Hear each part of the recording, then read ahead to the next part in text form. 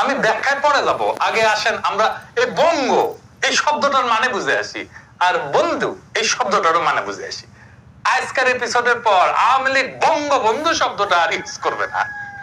হাসিনা আমলে ওর জয় Bangla slogan use করা বন্ধ করে দিয়েছিলাম, ওই একই কাজ করবো আমরা বঙ্গবন্ধু শব্দটা নিয়ে। আসেন শুরু করি আল্লাহর নামে।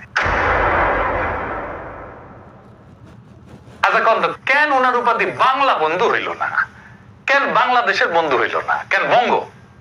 আচ্ছা একটা কথা বলি, পাকিস্তান হইলো বাংলা ভাগ হইলো, পূর্ব দিকে পূর্ব বাংলা, পশ্চিম দিকে কি কি পশ্চিম বাংলা না, পশ্চিমবঙ্গ। ওইটা কেন পশ্চিম বাংলা হইল না?